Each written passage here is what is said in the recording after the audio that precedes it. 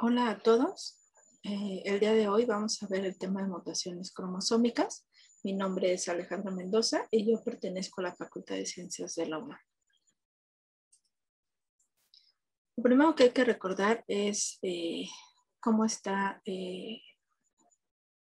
compactado el DNA. En este caso, bueno, tenemos la doble hélice del DNA. Este collar de perlas en donde está enrollado este DNA con estas histonas, sobre estas histonas, después estos lazos de cromatina para llegar a el cromosoma, la estructura del cromosoma, que es la compactación más alta que hay en el DNA. Y bueno, en el ciclo celular, en la interfase, sabemos que es donde se da la replicación del DNA. Entonces, en esta interfase tenemos un cromosoma formado por una cromátida que es replicado y entonces donde podemos tener ya un cromosoma, pero ahora formado por dos cromátidas. Después se da esta condensación en donde vemos al cromosoma con sus dos cromátidas hermanas, como aquí arriba. Aquí está una de las cromátidas, esta es la otra cromátida y están unidas por un centrómero. Y después depende de la división celular, la fase M a la cual entre, mitosis o meiosis, pues en este caso vamos a tener dos cromosomas con una cromátida cada uno de ellos. Entonces, bueno, es importante recordar cómo está formado un cromosoma metafásico. En este caso tenemos el brazo P, que es el brazo de arriba, el brazo Q, que es el brazo de abajo, las cromátidas, que son cada una de estas patitas, por decirlo de alguna manera, del cromosoma. En este caso, bueno, esta es una cromátida. Esta sería la otra cromátida de este cromosoma, son las cromátidas hermanas. Esta es una cromátida, esta es otra cromátida del cromosoma. Y bueno, están unidas estas cromátidas por un centrómero. Y además tenemos los telómeros, que son estos como gorritos, terminaciones del cromosoma, que son parte de la secuencia del DNA, que está muy repetido y que sirven pues para cuidar la integridad de la información que está dentro del cromosoma, que, bueno, que se va a expresar.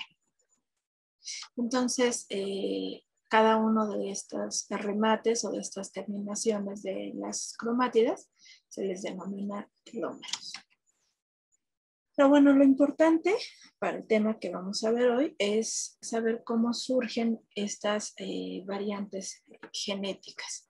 Y entonces para esto tenemos que recordar el término que introdujo en 1902 este botánico holandés, Hugo de Vries, que dijo que la mutación es el cambio en la cantidad o estructura del material hereditario de un organismo y que dependiendo del tipo de mutación y de las células en donde esta mutación se dé, va a ser heredable o no. Entonces, bueno, para clasificar estas mutaciones, pues tenemos muchos tipos de clasificación. Una de ellas es por material genético afectado, otra es por efecto, el efecto que pueden causar, el origen, si son espontáneas o inducidas, las células que se afectan, si son germinales o somáticas, o la expresión. Y bueno, hoy lo que nos vamos a abocar es al material genético afectado, en este caso a las genómicas y cromosómicas, que también se denominan las genómicas numéricas y las cromosómicas como estructurales. Entonces vamos a ver cada uno de estos ejemplos a lo largo de la presentación. Pero también es importante recordar que la división, bueno, el ciclo celular empieza en la interfase, en donde ya mencionamos que se hace esta replicación del DNA En este caso, lo que vamos a seguir es una división por meiosis. Y bueno, aquí ya tenemos esta replicación en donde aquí tenemos los cromosomas azules que vamos a denominar como uno de los parentales y los cromosomas, en este caso uno rosa y uno morado, que van a ser como el otro parental. Entonces, bueno, aquí ya están replicados. Tenemos el cromosoma con sus cromátidas hermanas, cada uno de ellos. Y en la primera parte de la meiosis, en la meiosis 1, estos cromosomas se van a alinear a la mitad de la célula para posteriormente separarse hacia los extremos de la misma. De este lado, si podemos ver, tenemos uno de los cromosomas azules y del otro lado queda el otro cromosoma azul. De este lado queda un cromosoma rosa y del otro lado queda el otro cromosoma rosa. Entonces la separación es equitativa, quedando así de dos células hijas resultantes de esta división de la primera meiosis, en donde una de las células va a tener un cromosoma azul, los cromosomas, en este caso, con sus dos cromátidas, un cromosoma rosa, en este caso con sus dos cromátidas. Aquí también tenemos un cromosoma azul con sus dos cromátidas y un cromosoma morado o rosa con sus dos cromátidas. Y posteriormente entramos a la meiosis 2, en donde vamos a tener otra vez esta alineación de los cromosomas, pero en este caso lo que se van a separar ya van a ser las cromátidas. Entonces, como se puede observar, en cada uno de los extremos de la célula se van a ir las cromátidas, o bueno, los cromosomas ya con una sola cromátida. En este caso tenemos un cromosoma azul y uno rosa en uno de los extremos, uno azul y uno rosa en el otro de los extremos, y de igual manera en la célula de abajo tenemos un azul y uno morado en uno de los extremos y uno azul y uno rosa en el otro extremo. Entonces aquí ya tenemos esta separación de cromátidas y las células resultantes pues serán 4 células resultantes, todas haploides, en donde cada una de ellas tendrá un cromosoma azul y un cromosoma rosa. Un cromosoma de uno de los padres y un cromosoma del otro de los padres. Y todas van a tener la misma conformación, en el sentido de que van a tener la misma información, la misma cantidad de información para llegar a ser células haploides. Y obviamente esta célula haploide puede ser fecundada por otra célula haploide que sea complementaria a otra célula de la misma especie y puede fecundarla y generará un cigoto. Pero dentro de esta división, bueno, veamos este ejemplo en donde tenemos la interfase, tenemos la replicación del DNA. Esta división, comienzo de la división de la meiosis 1, pero aquí, si se dan cuenta, hay una línea roja que nos está marcando que este cromosoma se va a ir para el mismo lado que el otro cromosoma azul. Lo van a jalar para el lado de abajo. Y esto va a causar que en la célula resultante vamos a tener en uno de los extremos solo un cromosoma de uno de los progenitores y en la otra célula vamos a tener 2 cromosomas de uno de los progenitores y un cromosoma del otro. Aquí vamos a tener, como esto se le llama no disyunción de la primera división meiótica, y obviamente las células hijas van a tener una de ellas solo un cromosoma de uno de los progenitores y la otra célula va a tener 2 cromosomas de uno de los progenitores y una célula del otro progenitor. Esto va a causar que cuando llegamos a la meiosis 2 se va a hacer la división. Esta división se va a hacer de manera regular con todos los cromosomas que tenga estos se alinean por el centro, se jalan hacia los polos y en este caso, bueno, en la célula de arriba, cada una de las cromátidas se jala a uno de los polos. Solo tenemos a las cromátidas rosas, pero en la célula de abajo tenemos estos dos cromosomas azules que, bueno, que hubo el error desde acá, y entonces a uno de los extremos se van a ir dos cromosomas de uno de los progenitores y un cromosoma del otro progenitor, igualmente al otro extremo. Esto va a resultar en células hijas que van a tener un error en donde dos de ellas les va a faltar un cromosoma, son células haploides, pero les falta un cromosoma, por eso el -1, y dos células haploides a las cuales les sobra un cromosoma, por eso es el +1. Esto pasa cuando la no disyunción es en meiosis 1. Todas las células resultantes van a mostrar una afectación, un cromosoma de más o de menos.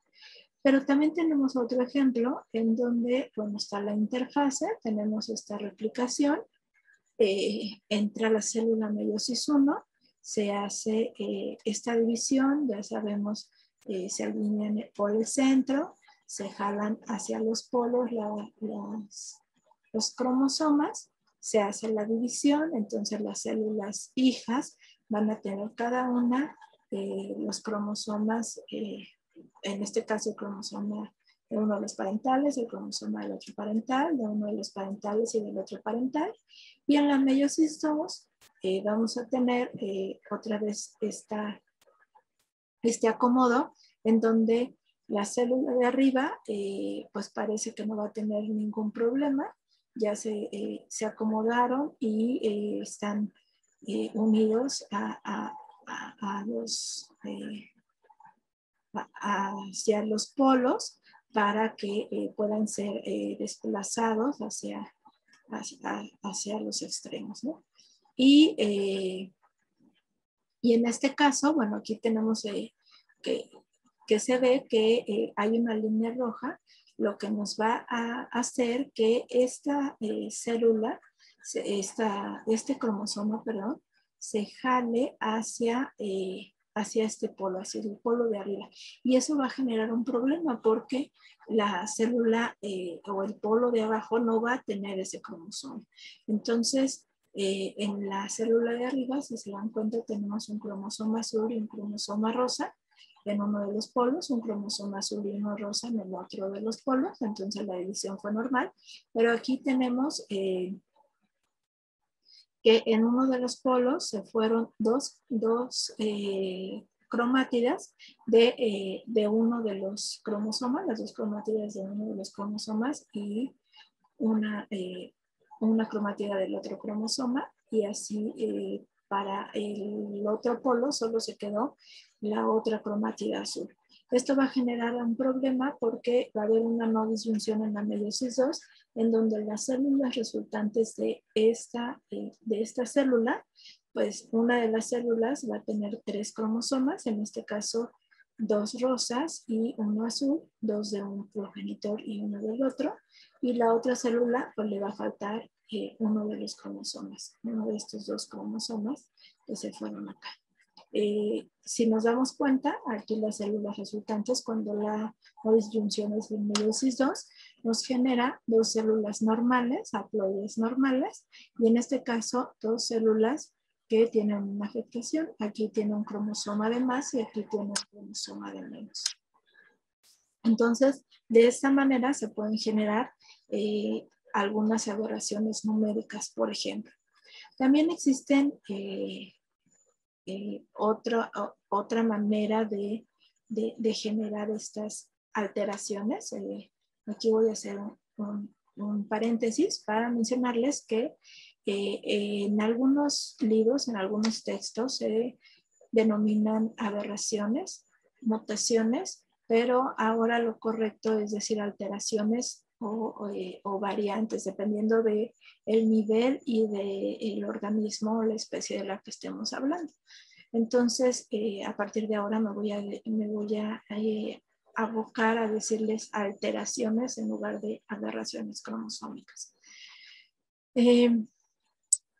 Tenemos que durante la división cromosómica, esta división de la que estábamos hablando anteriormente, puede ser que uno de los cromosomas o una parte de los cromosomas, de uno de los cromosomas, se duplique y entonces esto puede generar un error.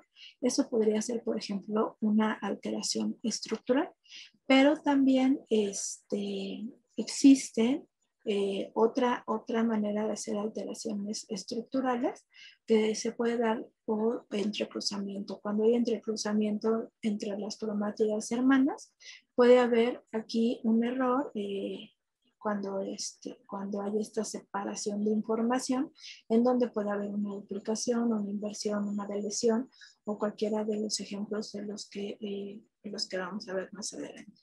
Entonces, se pueden generar alteraciones numéricas estructurales dependiendo del mecanismo que esté pasando.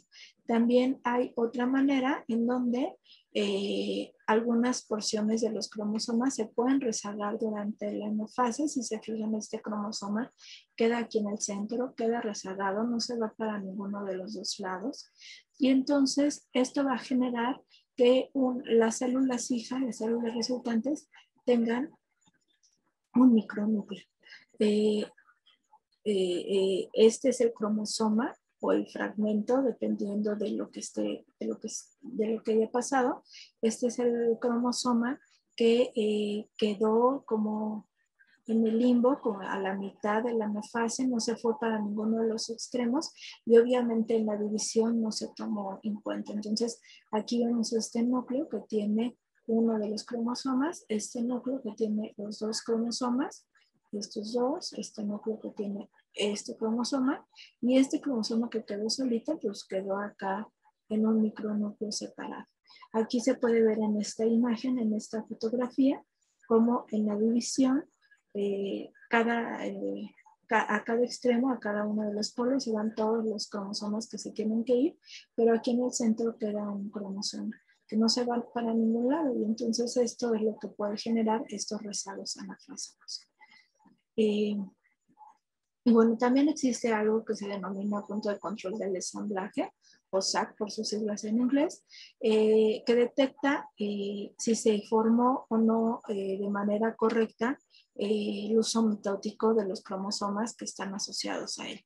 Entonces, tenemos aquí esta división en donde tenemos aquí la metafase, se alinean en el centro y aquí está este checkpoint, SAC, en donde se revisa si estos cromosomas están asociados a estos usos, ¿no? A cada uno de ellos. Entonces, aquí se va a hacer la separación para que no se haga este rezago del que estábamos hablando, por ejemplo. Entonces, si SAC está prendido, esta separación va a ser correcta y no va a generar ninguna alteración cromosómica. Sin embargo, si SAC está apagado, no se va a revisar si está correcto o no esta unión de los usos y entonces se puede generar una aneuploidía, donde una de las células va a tener un cromosoma de más y la otra célula va a tener un cromosoma de menos. Entonces, bueno, todo esto es importante porque cuando tenemos, por ejemplo, a un óvulo, un gameto normal que tiene sus dos cromosomas, es un gameto haploide que tiene dos cromosomas morados, y aquí tenemos otro gameto que tiene, es haploide, tiene los dos cromosomas que debería tener, pero tiene un cromosoma extra. Por alguno de estos errores de los que hablamos anteriormente, se fue un cromosoma extra y entonces tiene un cromosoma de más.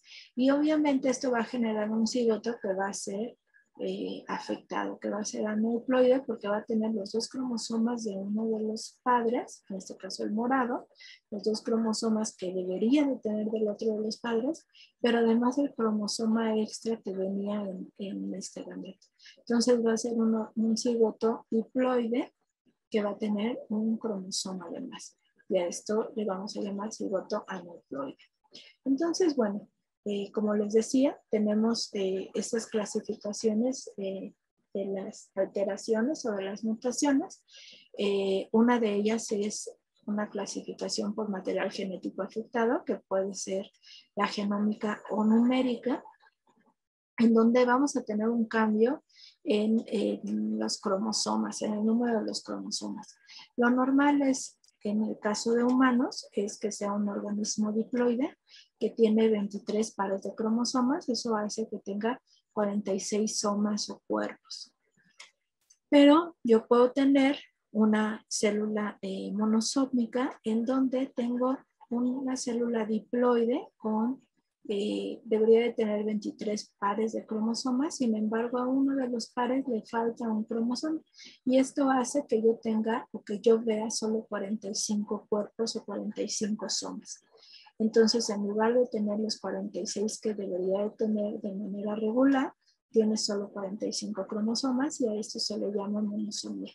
Pero también existe otro ejemplo en donde está la trisomía, en donde tengo 3 cromosomas para uno de los pares. Cada uno de los pares debería de tener, pues como les estoy mencionando, pues un par, ¿no? 2 cromosomas de cada uno de los cuerpos de la información que está en la célula, ¿no? Pero en este caso, por alguno de estos errores a los que mencionamos anteriormente, se vino un cromosoma extra y entonces tenemos un cromosoma adicional. Y esto va a hacer que cambie la fórmula cromosómica, en donde en lugar de tener 46, que es lo regular en un humano, pues voy a tener 47 cromosomas, porque tengo mi número diploide completo, pero tengo un cromosoma extra. Entonces, bueno, dentro de estos cambios que estamos viendo, existen las euploidías, que es el cambio en el múltiplo exacto de la dotación cromosómica. Por ejemplo, los gametos son haploides, son monoploides, entonces pues tiene N cromosomas. Por ejemplo, en el humano pues serían 23 cromosomas. Un organismo, ya una célula somática, tendría que ser diploide, en donde tiene 23 cromosomas de cada progenitor, me hace una célula diploide, que sería 2N. También podríamos tener células u organismos que sean triploides, o sea, 3N, tetraploides, 4N, y a partir de triploide les vamos a denominar poliploides, 3N, 4N, 5N, etc. También existe otro término que es el autopoliploide, en donde tenemos múltiplos del mismo genoma, o sea, tenemos uniones de 2 organismos en donde se duplica la información de ellos, se triplica, y entonces tenemos a lo mejor un organismo 4N, 8N, 12N, dependiendo de la información que se esté multiplicando. O también podemos tener a los alopoliploides, en donde tenemos que en un híbrido se juntan diferentes genomas.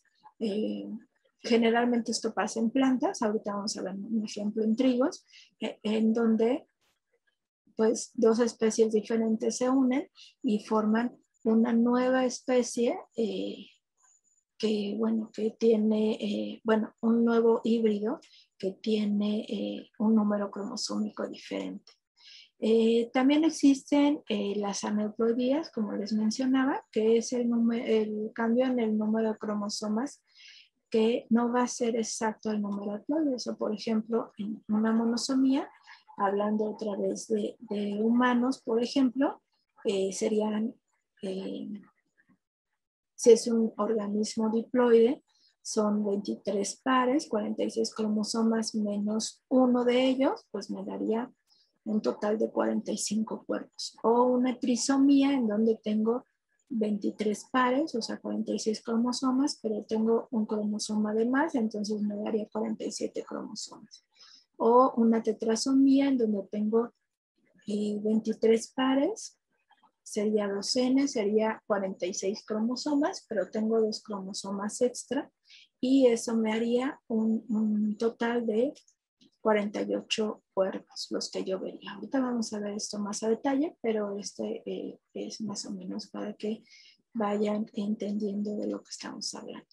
Entonces, tenemos estos organismos haploides en donde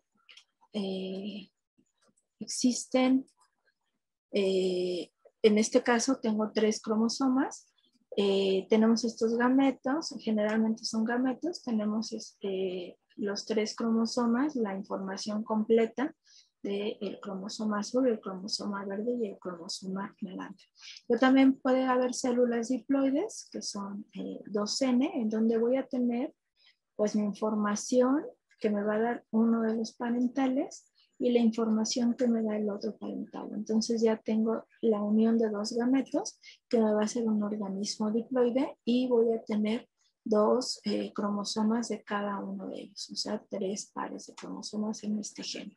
También puedo tener una célula triploide en donde pues voy a tener 3 cromosomas de cada uno de los cromosomas en cuestión. 3 cromosomas naranjas, 3 cromosomas verdes y 3 cromosomas azules.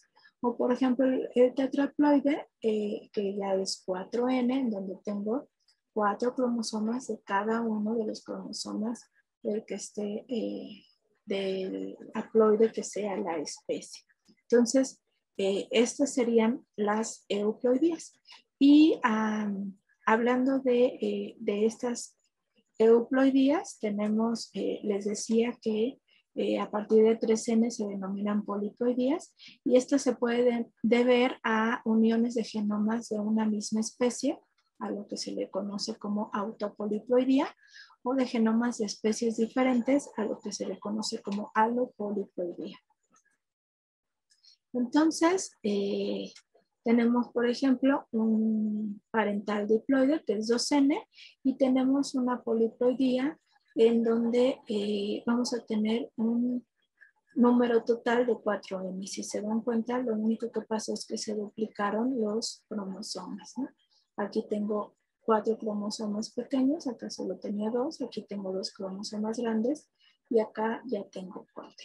Pero dentro de esta autopoliploidía, lo más frecuente es que sea una fecundación de un óvulo por más de un espermatozoide o la formación de gametos diploides por un error durante la meiosis. Entonces, podemos tener estos autopoliploides en donde, bueno, yo tengo un organismo diploide, aquí tengo 2 cromosomas de este larguito, 2 cromosomas de este pequeñito que podría ser un acrocéntrico y un metacéntrico. Entonces podría tener un triploide donde tengo 3 cromosomas de este grande, el que podríamos denominarlo acrocéntrico, este submetacéntrico, 3 cromosomas y este metacéntrico que son 3 cromosomas.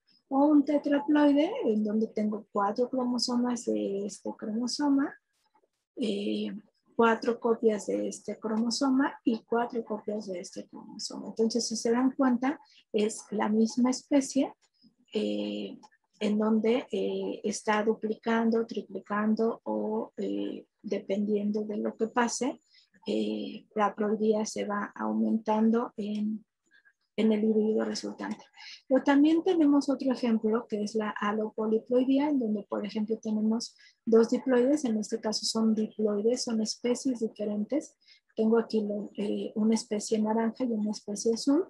Si estas se cruzan, pueden generar un individuo tetraploide, en donde va a tener 4 cromosomas, 2 de una de las especies y los otros 2 de la otra especie. Y entonces, bueno, existen diferentes ejemplos. Como les mencionaba en animales, esto es muy raro y generalmente es letal, pero en el reino vegetal es muy frecuente.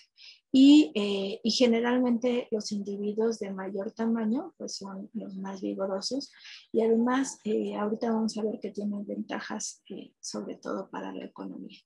Entonces, bueno, aquí tenemos la especie 1, que es esta especie roja, la especie 2, que es esta especie verde, tenemos un gameto poliploide. Aquí no hubo una segregación correcta, entonces tiene toda la información de esta especie. Pero acá sí tengo un gameto normal de la especie 1. Se hace la unión de estos dos gametos. Y en esta división voy a tener individuos poliploides, en donde, si se dan cuenta, tengo este aumento en el número de cromosomas. Acá yo solo tenía 3 en especie 1 y 2 en especie 2, pero aquí en este híbrido que resultó, ya voy a tener 5 pares de cromosomas. Y entonces, ejemplos de esto es, por ejemplo, el trigo que nosotros comemos, que nosotros consumimos, es producto de una hibridación de dos especies diferentes.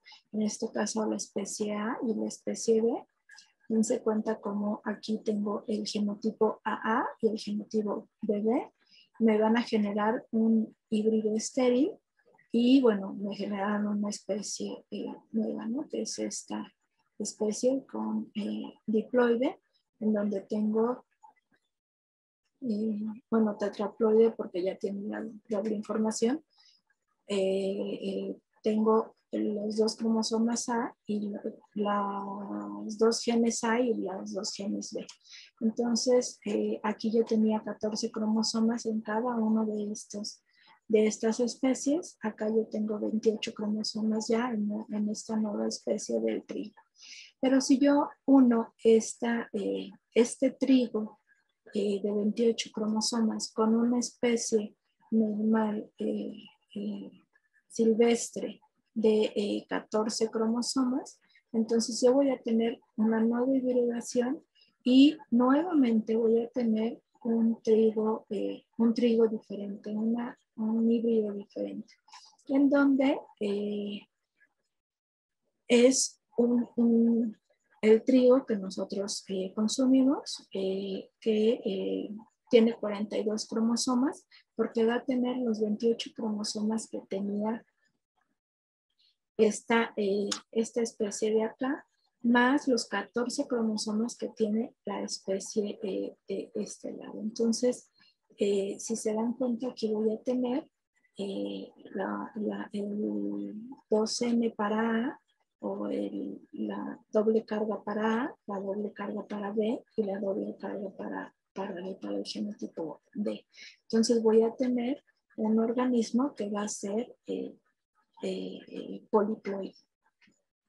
Y ya es autopoliploide porque son especies diferentes las que están generando ese nuevo híbrido. También existe otro ejemplo que son estas fresas, las fresas que nosotros consumimos.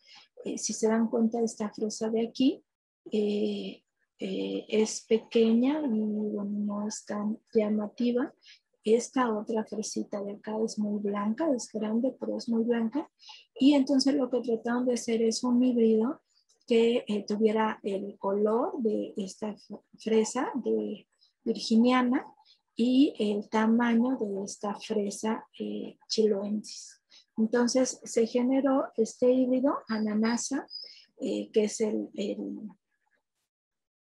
la fresa que nosotros consumimos, que tiene 56 cromosomas y es octapoliploide, porque tiene pues la información de cada una de estas especies anteriores.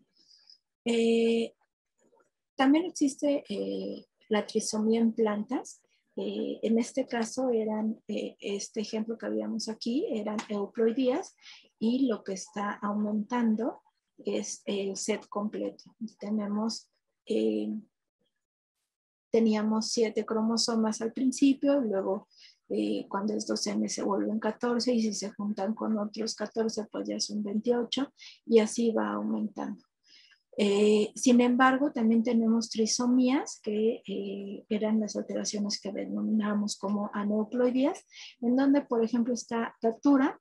Datura es 2N, tiene 24 cromosomas. Estos son los cromosomas de datura. Aquí se pueden ver los 12 pares de los cromosomas de datura. Y entonces, dependiendo de la trisomía que se ve, perdón, en cada uno de los cromosomas va a generar un fenotipo diferente. Entonces, este es el fenotipo de un silvestre, de un individuo regular, pero dependiendo si el cromosoma 1 es el que está en trisomía, pues entonces voy a tener este fenotipo, pero si es el cromosoma 12 el que está en trisomía, entonces voy a tener este fenotipo. Si se dan cuenta, dependiendo del cromosoma que yo tenga de más, va a ser un fenotipo diferente. Entonces, nos puede generar desde bueno, estos fenotipos diferentes en una planta, desde estos cambios que veíamos en la diapositiva anterior, en donde es un híbrido que es comestible y que es para consumo humano, que se generó a propósito y que tiene muchas ventajas, no tiene nada de malo. Y bueno, también existen algunas otras alteraciones que, bueno, sí pueden causar afectaciones. Entonces, por ejemplo, en humanos, las aneuploidías, por ejemplo, esta que es la monosomía del X, en donde, si se dan cuenta en humanos, tengo los 23 pares de cromosomas. Uno de los pares, el 23, es el par sexual. Y bueno, aquí solo tengo un cromosoma X, entonces me hace falta un cromosoma. Entonces tengo una monosomía aquí. También puedo tener una trisomía, esta es la más común, la trisomía 21 o el síndrome de Down, donde yo tengo 23 pares de cromosomas y en el cromosoma 21 tengo un cromosoma extra. Y puedo tener una tetrasomía, en este caso es una tetrasomía del cromosoma 3, en donde yo tengo mis 23 pares. Esto corresponde a un niño, pero este niño tiene 4 cromosomas del cromosoma 3. Y bueno, dependiendo de la especie, pues obviamente va a tener diferentes pares de cromosomas. Por ejemplo, el sapo tiene 11 pares de cromosomas, el gato tiene 19 pares de cromosomas, el humano, que es el que hemos estado hablando, tiene 23 pares de cromosomas, el trigo tiene 21 pares de cromosomas, y así, bueno, cada especie tiene su número de cromosomas necesarios para esa especie. Entonces, en el caso de los humanos, les decía que tenemos 23 pares de cromosomas, 22 son autosómicos y el último par, el par 23, son los cromosomas sexuales. En el caso de mujeres, son 2 cromosomas X, en el caso de los hombres, son un cromosoma X y un cromosoma Y. Y bueno, en los cromosomas humanos se dividen de acuerdo al tamaño cromosómico, pero para hacer esta división, para hacer este acomodo, tenemos que identificar el tipo de cromosoma. Y entonces tenemos cromosomas metacéntricos, en donde lo que vemos es que el centrómero está por el medio del cromosoma. Tengo el brazo P, el centrómero y el brazo Q, y tanto el brazo P como el brazo Q tienen el mismo tamaño. También tengo cromosomas submetacéntricos, en donde tengo el centrómero un poquito cargado hacia arriba, entonces esto hace que el brazo P sea un poco más pequeño que el brazo Q, y estos son los cromosomas submetacéntricos. O también tenemos cromosomas acrocéntricos, en donde el brazo P es casi imperceptible y tiene esto que denominamos satélite, y el brazo Q, bueno, es de tamaño irregular. Entonces, estos son los tipos de cromosomas que podemos encontrar en los humanos. Esto que están viendo aquí es un ideograma, que son esquemas del bandeo G de los cromosomas.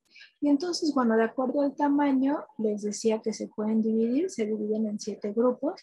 El grupo A, que es 3 cromosomas, del 1 al 3, en donde el 1 y el 3 son metacéntricos grandes de este tipo, y el 2 es un submetacéntrico como de este tipo, pero es muy grande. El grupo B, que tiene a los cromosomas 4 y 5, que son submetacéntricos grandes. El grupo C, que son los cromosomas 6 al 12, y los X, que son metracéntricos medianos. El grupo D, que tiene los cromosomas 13, 14 y 15, que son acrocéntricos medianos. El grupo E, que tiene los cromosomas 16 y 17, 16, 17 y 18, que en el caso del 16 y 18 son metacéntricos, el 16 es metacéntrico y el 17 y el 18 son submetacéntricos. Y en el caso del grupo F, que tenemos el cromosoma 19 y 20, que son metacéntricos pequeños. Por último, el grupo G, que tiene al cromosoma 21 y el 22, que son los últimos autosomas, y el cromosoma Y, que todos estos son macrocéntricos pequeños. El Y, pues obviamente solo se encuentra en los varones. Y bueno, los cromosomas están acomodados del cromosoma más grande, que es el 1, al cromosoma más pequeño, que es el 22. Aunque ahora ya se sabe que el cromosoma 21 es un poco más pequeño que el 22, pero por cuestiones de orden y logística, bueno, ya se quedó este acomodo. Entonces, les mencionaba que esto es un ideograma, es un esquema de los cromosomas bandeados, es un dibujo que alguien hizo de los cromosomas bandeados. El cariotipo es la dotación cromosómica de una persona o de una especie. También es un ensayo que se realiza para obtener estos cromosomas, así se llama el ensayo, cariotipo. O tenemos al cariograma, que es el resultado de este cariotipo. Esto es, a este cariotipo se le puede obtener un cariograma, que es donde ya acomodamos estos cromosomas en orden del cromosoma 1 al cromosoma 22 y los cromosomas sexuales. Entonces, de acuerdo a lo que les estaba diciendo, tenemos diferentes tipos de bandeo de acuerdo al cromosoma. Tenemos el bandeo C, en donde lo que nos tiñe son los centrómeros de los cromosomas. Tenemos el bandeo G, en donde lo que nos va a teñir son bandas oscuras y bandas claras con giemsa. Este es el bandeo que más se utiliza, porque de hecho en esta nomenclatura se utiliza el ideograma que está hecho con bandeo G. Entonces, este esquema que habíamos visto en la diapositiva anterior está hecho, estos dibujos están hechos con bandeo G, y nosotros podríamos identificar estos cromosomas de acuerdo a este esquema. También tenemos a las bandas Q, que se tiñen con quinacrina, la tinción de rutina, que es con giemsa, o las bandas R, que son bandas reversa, donde lo que aquí yo veo en oscuro, acá lo voy a ver en claro, y lo que aquí yo veo en claro, acá lo voy a ver en oscuro. Entonces, hablando de estos diferentes bandeos, tenemos, les decía, el bandeo Q, que lo que va a hacer es tener fluorocromos que son adenina, timina específicos, y se van a teñir con mostosa de quinacrina, y nos van a dar este tipo de imágenes de los cromosomas, ¿no? Lo que estamos viendo es una tinción.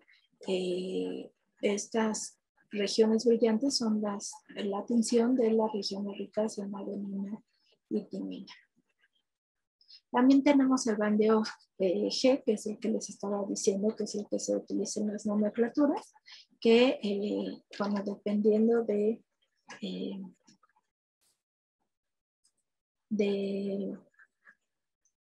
lo que necesitemos, es el bandeo que se va a utilizar. En este caso utilizamos el bandeo G, lo que se tiñe es con giemsa, y tiene una preferencia de esta tinción por las regiones ricas, otra vez en adenina y timina. Entonces, lo que aquí corresponde a las bandas oscuras, aquí corresponde a estas bandas brillantes.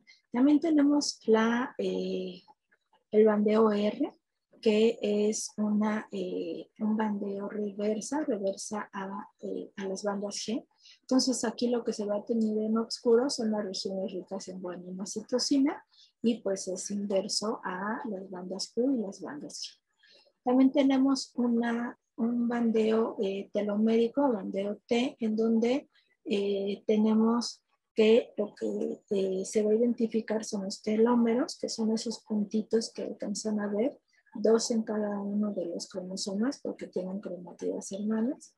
Entonces, pues si se acuerdan de cómo era la estructura del cromosoma que vimos anteriormente, pues cada uno tenía 2 cromátidas y obviamente esas 2 cromátidas tenían sus telómeros tanto arriba como abajo. Entonces tendría que tener 4 telómeros por cromosoma. Tenemos a las bandas C, que les mencionaba que eran lo que se tiñe son las bandas centroméricas, las regiones heterocromáticas, y además podemos ver una preferencia por estos cromosomas, ya que tienen una región heterocromática un poco más larga, más grande. Entonces, podemos identificar el cromosoma 1, 9, 16 y Y con ese tipo de bandera. Y las bandas NOR, que lo que va a teñir son las regiones nucleares de los tallos en los cromosomas acrocéntricos. Entonces, si se acuerdan cuáles eran los cromosomas acrocéntricos, solo nos va a teñir los satélites, los tallos de esos cromosomas. Y bueno, hablando de estas alteraciones, de estas aneuploidías, tenemos alteraciones en autosomas, en humanos. Por ejemplo, está Patau, que tiene 47 cromosomas. Eso quiere decir que va a tener un cromosoma de más.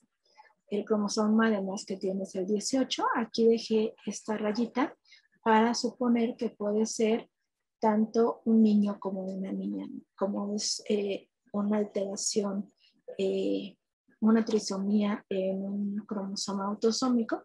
Entonces puede ser tanto en mujeres como en hombres. El nombre de esta trisomía del cromosoma 18 es Patau, tiene una incidencia de 1 de cada 15.000 recién nacidos vivos, de cada 15.000 a 25.000, dependiendo de la región de la que estemos hablando.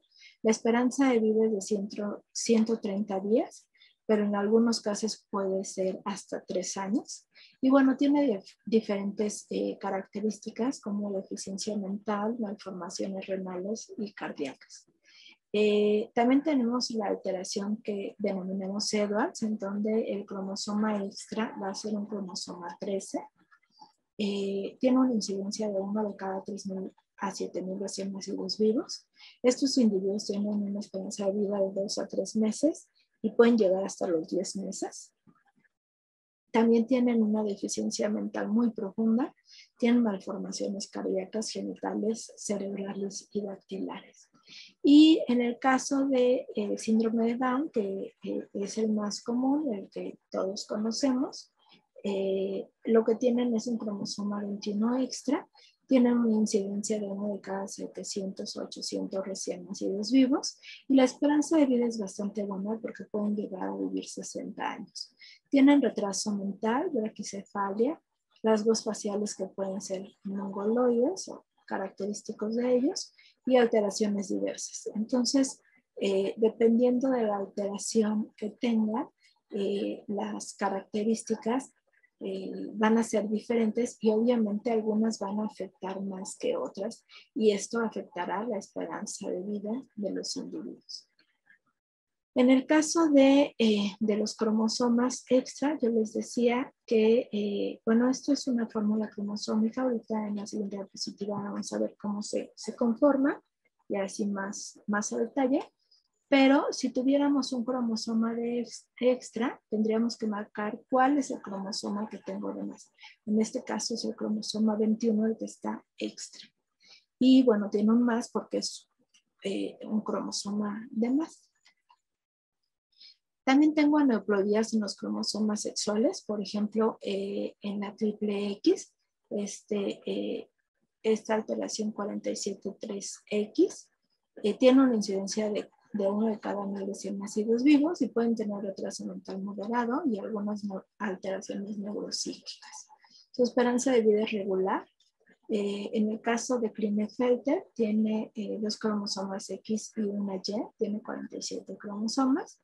Y bueno, la incidencia igual es de 1 de cada 1000 recién nacidos vivos, tiene una esperanza de vida regular y tiene genitales pequeños y falta de espermatogénesis, además de algún retraso mental. Hay otra alteración que se llama Jacobs, en donde tienen un cromosoma Y extra, entonces tendrán 47 cromosomas, un cromosoma X y 2Y. La incidencia es de 1 de cada 1000 recién nacidos vivos, tiene una esperanza de vida regular y puede tener características como trastornos de conducta y estatura muy elevada. Y por último, el síndrome de Turner, que tiene un cromosoma de menos, en este caso le falta una X, y tiene una incidencia de 1 de cada 1200 a 2500 recién nacidos vivos. Puede tener genitales infantiles, esterilidad en la mayoría y una estatura baja. Entonces, bueno, esas características que les menciono, tanto de las aneuploidías sexuales como las de los autosomas, son variables. No todos los individuos deben de tener todas las características. Y bueno, existen muchas más características que podrán tener o no tener. Entonces, dependiendo el individuo, dependiendo de su carga genética, pues será la información que se produzca y obviamente las características que exprese. Entonces, les decía que íbamos a ver la fórmula cromosómica. Una fórmula cromosómica es anotar los cromosomas que tiene esa célula, que tiene esa especie. En este caso, son 47 cromosomas. Hacemos una división.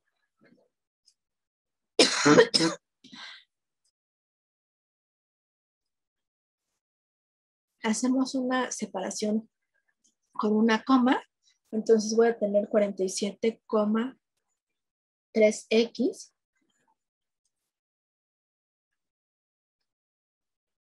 y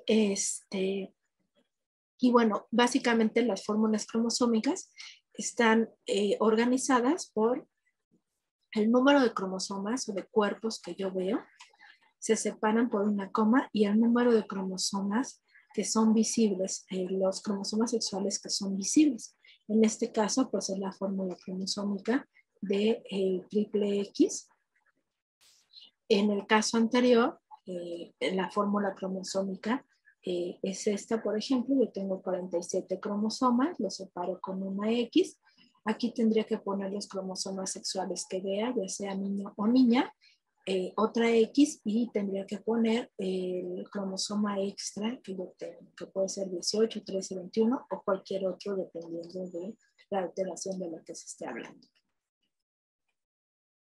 Eso es en cuanto a las alteraciones numéricas, pero también tenemos otras que se denominan cromosómicas o estructurales, en donde lo que va a pasar es que se altera la estructura del cromosoma. Entonces yo puedo tener diferentes alteraciones, aquí en este GIF ya vieron un poco, donde puedo tener translocaciones, duplicaciones, deleciones, inversiones o translocaciones, ¿no? Entonces, ahorita vamos a ver a detalle cada una de esas. Entonces, estas mutaciones cromosómicas se puede dividir por ordenamientos desequilibrados o reordenamientos equilibrados. Como lo dice la palabra, desequilibrados es que voy a perder o a ganar información. Equilibrados es que solo va a haber un cambio de posición de la información, pero la información se va a conservar. O translocaciones en donde voy a tener un cambio entre cromosomas. Lo que estaba en un cromosoma se va a ir a otro y lo que estaba en el otro cromosoma se va a regresar al primero. Ahorita vamos a verlo a detalle. Dentro de los reordenamientos desequilibrados tenemos a las deleciones o los cromosomas en anillo, que son cambios que después de un rompimiento se produce la reunión de los fragmentos, pero puede haber una pérdida de cierto segmento, de cierta información. Entonces, por ejemplo, aquí yo tengo este cromosoma, que es un cromosoma normal, en donde el brazo P es más pequeño que el brazo Q, pero el brazo Q es bastante grande. Entonces, yo aquí tengo una deleción de esta región y se pierde. Se unen las regiones que quedaron. En este caso voy a tener una deleción, un cromosoma mucho más corto y pues tengo pérdida de mucha información. Aquí hay otro esquema en donde puedo ver que tengo en el brazo P a los genes o las regiones A, B, C y en el brazo Q a las regiones D, E y F. Y tengo una deleción porque se me va a perder la información que me da la región B. Entonces tengo una deleción de la información. Un ejemplo de esto es el síndrome de Cri-du-Chat, que son, lo que yo voy a ver son 46 cromosomas, 46 cuerpos. Puede ser tanto en mujeres como en hombres porque es cromosomas autosómicos. Y voy a tener una deleción del cromosoma 5. Estos son individuos característicos con las características de un síndrome de Cri-du-Chat. Y bueno, este es un cariograma de un individuo con Cri-du-Chat. Si se dan cuenta, en el cromosoma 5, en este cromosoma que está más pegado al extremo de la fotografía, se puede ver que es un poco más pequeño el brazo P de este cromosoma que el cromosoma compañero. De hecho, le falta la banda oscura de arriba. Entonces, estos individuos, como les decía, tienen diferentes características. Se les denomina Cri-du-Chat por el llanto en tono similar al de un gato, pero bueno, tienen algunas otras características como inclinación de los ojos hacia abajo, un bajo peso al nacer y crecimiento lento, dedos de las manos y pies que pueden estar unidos por membranas, una sola línea en la palma de la mano, papilomas cutáneos justo delante de la oreja, desarrollo lento e incompleto de habilidades motoras, una cabeza pequeña, una quijada pequeña, ojos separados. Y bueno, la frecuencia de este síndrome es de 1 de cada 15,000 a 45,000 recién nacidos vivos. La mayoría de estos individuos alcanzan la edad adulta, sin embargo, dependiendo de las malformaciones, pues será en realidad la esperanza de vida que el individuo tenga. Y bueno, este es el logo, la imagen del Día Mundial del Cri-du-Chat, que es el 5 de mayo. Tenemos también los ordenamientos desequilibrados como duplicaciones, en donde voy a tener una duplicación de la información, se va a producir un exceso de material genético y obviamente estas son más viables que las deleciones, porque en las deleciones yo pierdo información que ya no puedo recuperar, que no puedo sacar de ningún lado. Y aquí solo tengo que manejar ese exceso de información, que obviamente puede generar fenotipos o características que a lo mejor pueden afectar a la especie, al organismo en sí, pero en general son más viables. Entonces, en este caso yo tengo el cromosoma, tengo esta área que va a ser duplicada, esta región duplicada, y aquí voy a tener un cromosoma mucho más largo. Si se dan cuenta, esta región es exactamente igual a esta y simplemente lo que hizo fue duplicarse. Aquí en esta caricatura tengo en el brazo P, tengo a la región A, B y C, y en el resultante, después de la duplicación, voy a tener la región A, una duplicación de la región B y la región C. Entonces aquí yo tengo una duplicación de esta región y pues me va a generar un exceso de material. Por ejemplo, en el caso de Drosophila, existe una duplicación que es el fenotipo de ojos bar.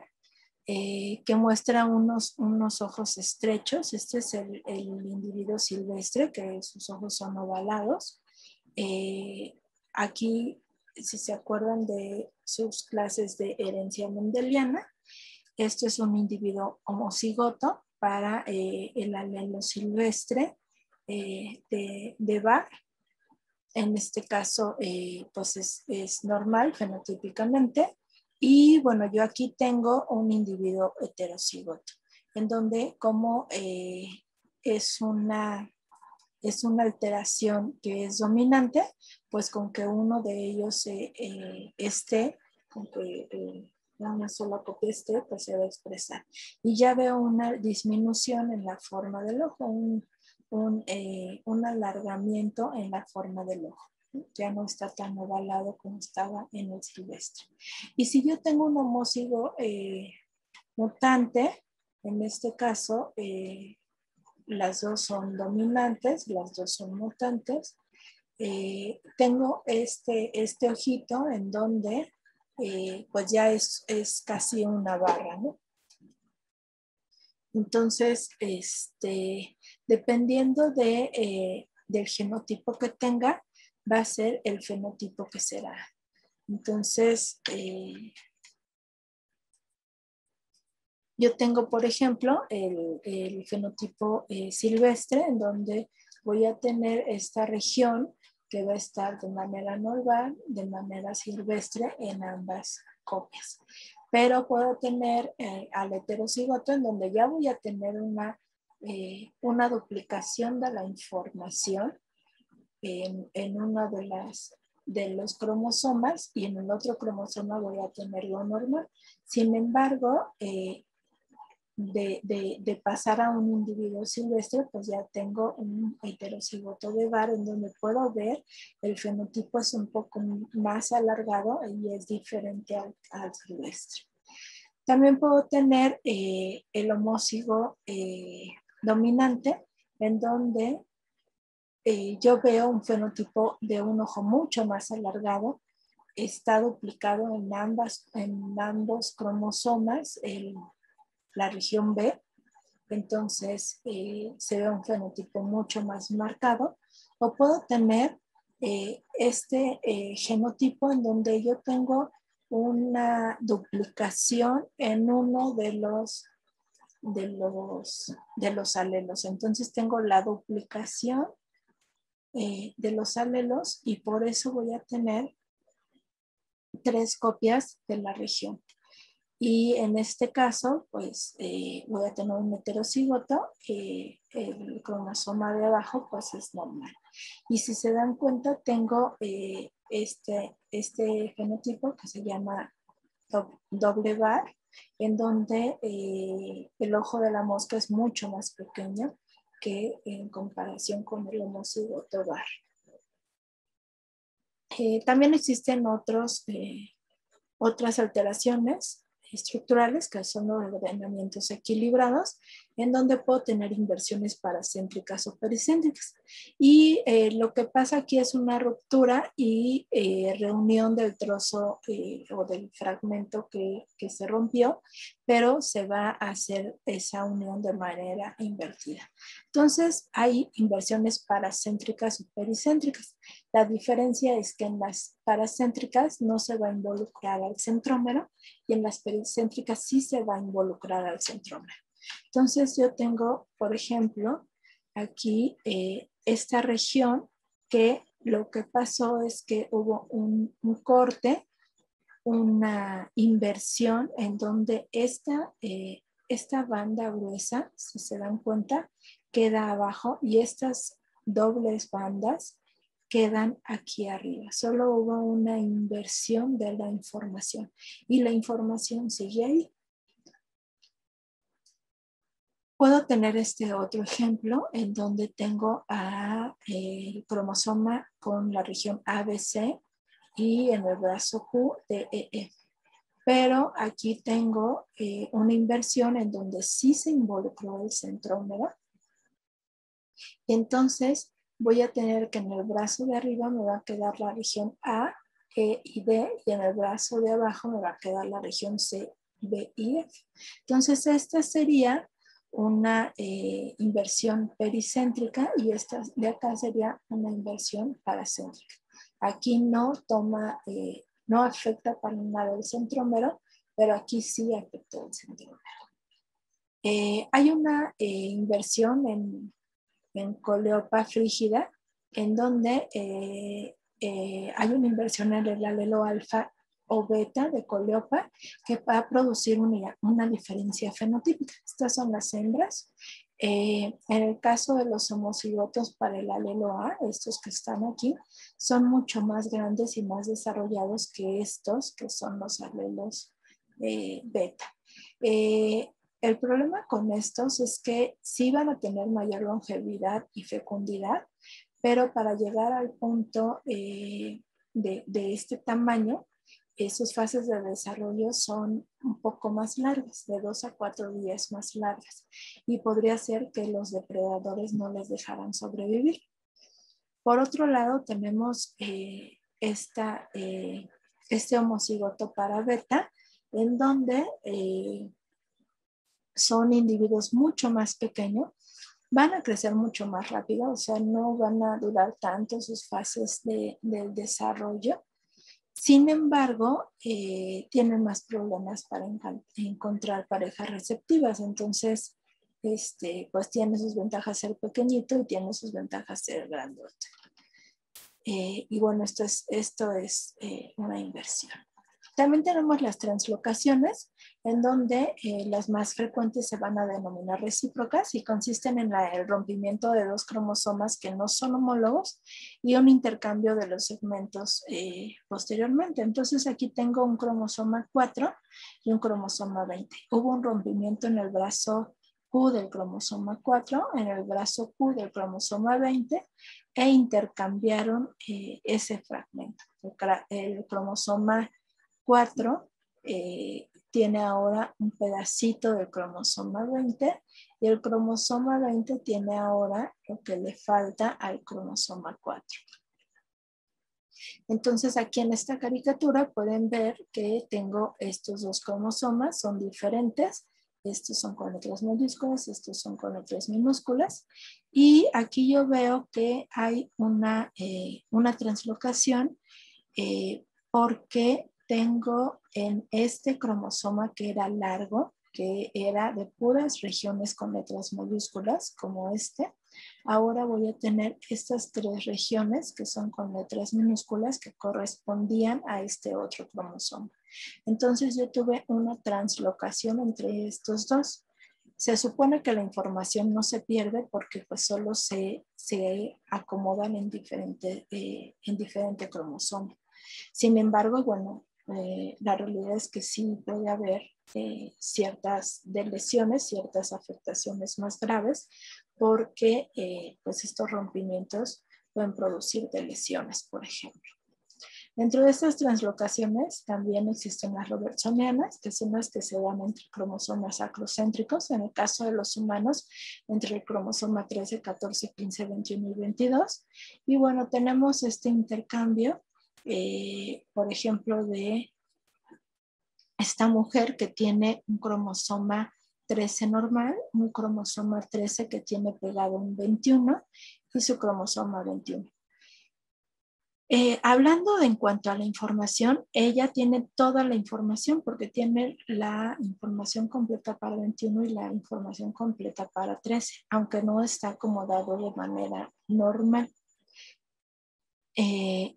Pero solo se le denomina portadora porque tiene toda la información. También tenemos este individuo que es normal, este es un macho, en donde tengo toda la información de manera normal, 2 cromosomas 13 y 2 cromosomas 21. Y cuando se hace la fecundación entre los gametos resultantes de estos individuos, voy a tener diferentes posibilidades, en donde puedo tener síndrome de Down, porque tengo un cromosoma 13 que llevaba al 21 pegado por su mamá portadora, un cromosoma 21 y otro cromosoma 21. O puedo tener individuos que tengan un cromosoma normal el cromosoma portador, el afectado, que es en este caso este de mamá, y el cromosoma chiquito 21. También puedo tener otros individuos con síndrome de Down o individuos normales, donde se van a ir los cromosomas normales tanto para el 13 como para el cromosoma 21. Entonces, dentro de las alteraciones cromosómicas estructurales tenemos muchísimas alteraciones, por ejemplo, de lesiones terminales, que son rompimientos en la parte pues, terminal de los cromosomas, de lesiones intersticiales, en donde van a ser rompimientos entre el cromosoma, o sea, por ejemplo, aquí hubo un rompimiento en esta región, inversiones pericéntricas, que nos van a incluir el centrómero, esta inversión, o paracéntrica que no va a incluir el centrómero. Puedo tener cromosomas en anillo, isocromosomas, duplicaciones, inserciones, translocaciones y así sucesivamente. Entonces, bueno, espero que les haya quedado claro el tema. Si tienen dudas, me pueden escribir, con gusto les contesto. Esta es la bibliografía que yo utilicé. Ahí hay mucha información que les puede ser muy útil para entender un poco más del tema. Y bueno, la genética es tan divertida como ustedes quieran hacerla. La verdad es que la genética es una asignatura que a mí me gusta muchísimo. Entonces, pues sí, a veces parece complicada, pero en realidad no lo es tanto. Muchas gracias por escucharme.